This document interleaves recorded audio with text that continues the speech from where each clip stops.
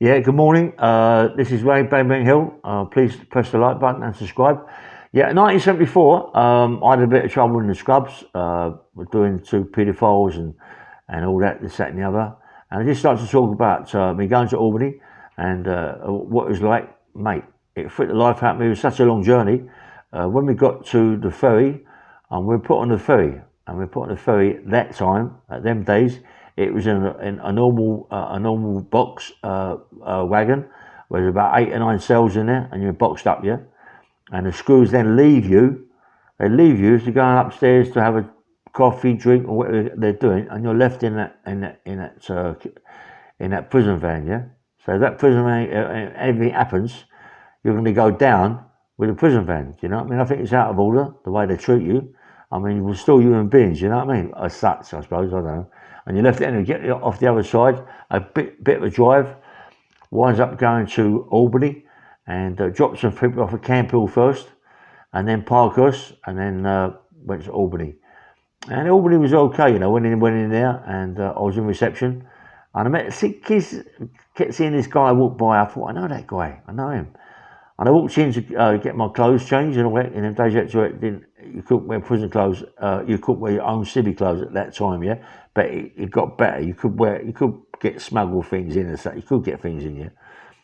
But anyway, yeah, Bill. I went, all right, Bill. Billy Tobin. And all right, mate. He went, all right, where are you going, mate? I went, yeah, mate. He said, how long? I said, oh, I'm in a bit of trouble. And anyway, so me and Bill got talking.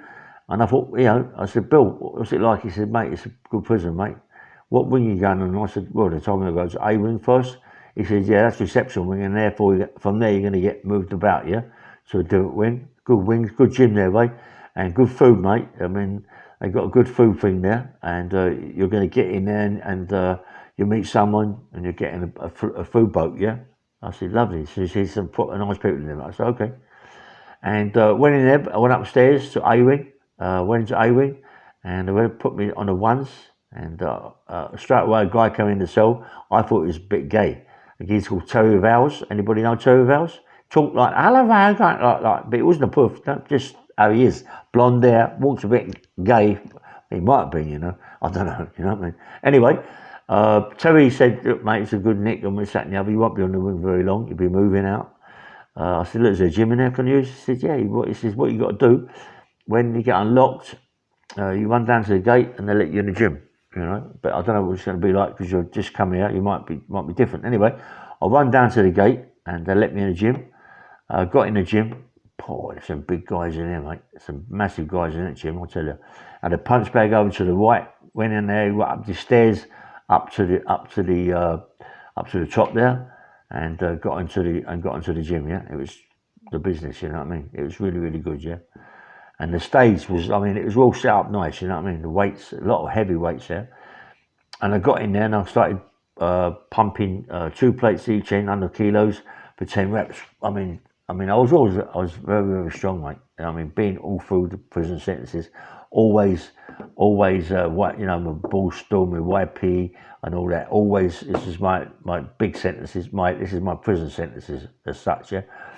And goes up there and 100 kilos, started off with a little bit of weight, but then got to 100 kilos, went for 10.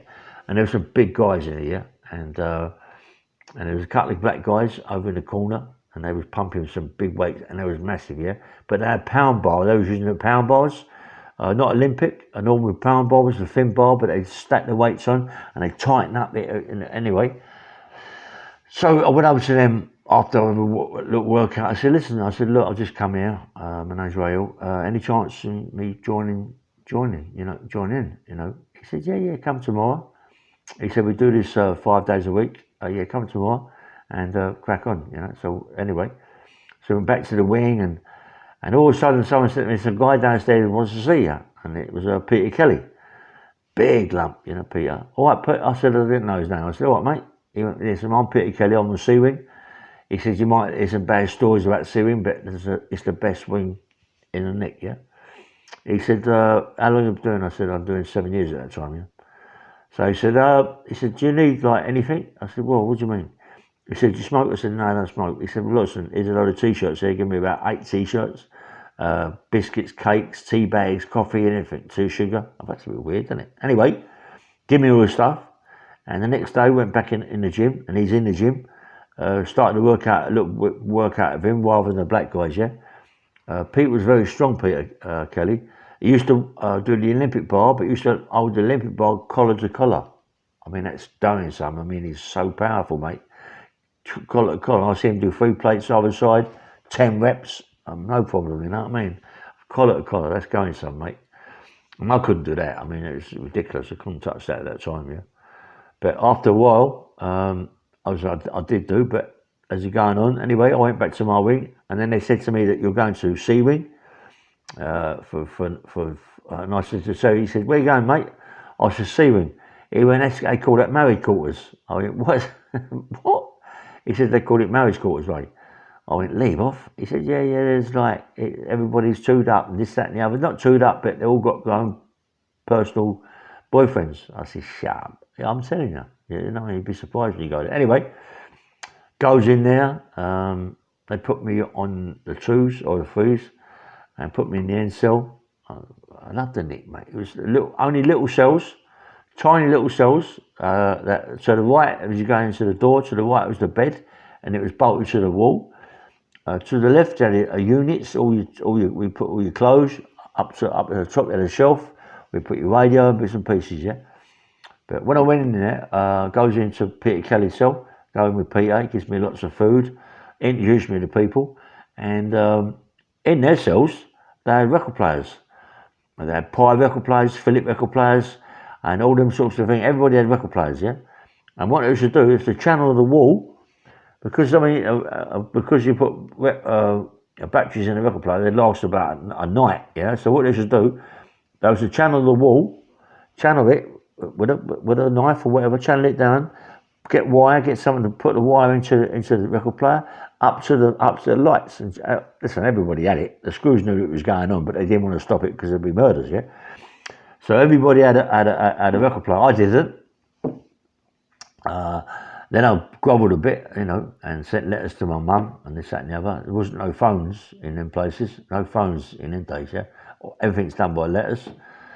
Your VO's letters, everything's letters, yeah. So I sent them a VO, and my mum came up like, well, come on, across that water's bad, mate. But my mum came up, and I said, Mum, have I got a record player? So my mum sent me in a record player.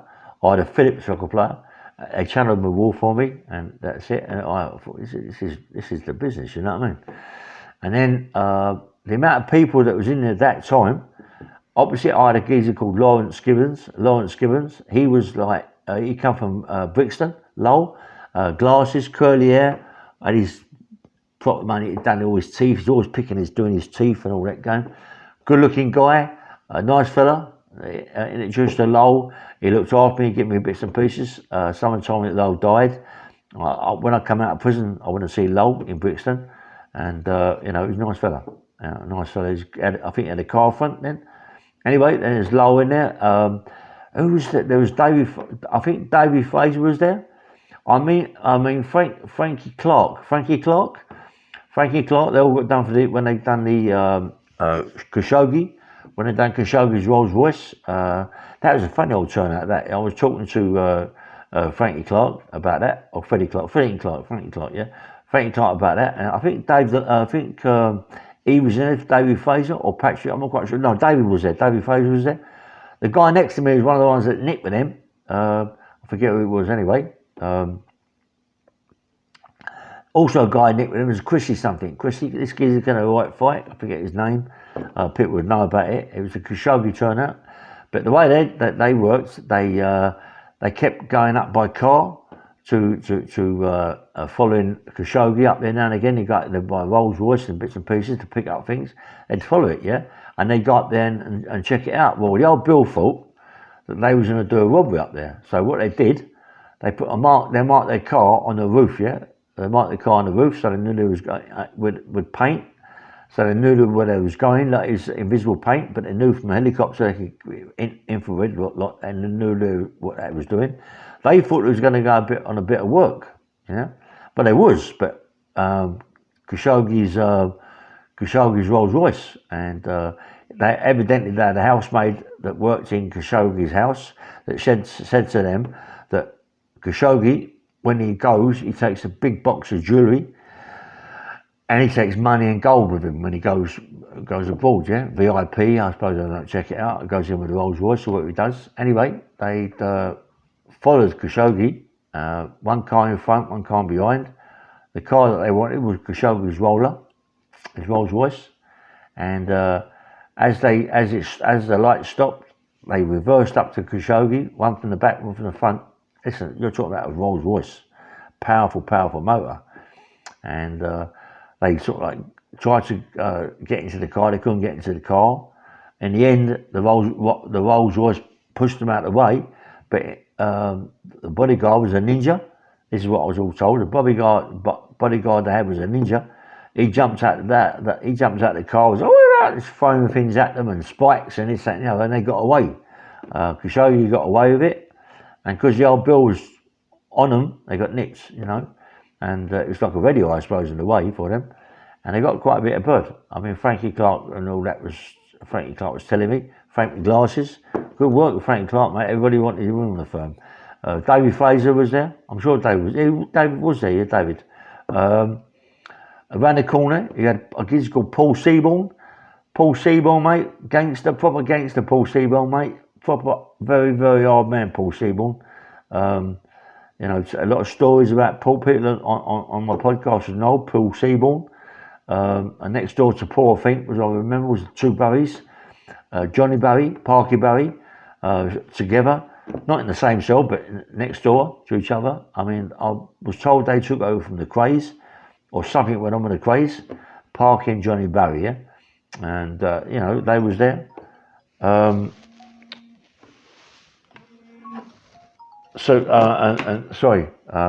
then they had a few other people in there that what's it call it? Who else? God, there was so many names in that place in Albany at that time, yeah. So many names, proper people in there, mate. I mean, Peter Kelly. I mean, I was with Peter quite a lot, you know. I like Peter Kelly. Big black guy in there called Tom Lashley. I used to work out with, but it was a bad stories about him. He had a big scar down his face. Or they cut him with a tin, wallop with a big tin, cut his face right up bad, yeah. But he never grassed them up. They've done it because they say he was a bad rapist. They cut him bad with a big tin. He never grassed them up, but then he found them. In fact, they got hold of the term, bashed them right up bad, you know, nearly killed them, all accounts. Bashed them up really, really bad. Yeah.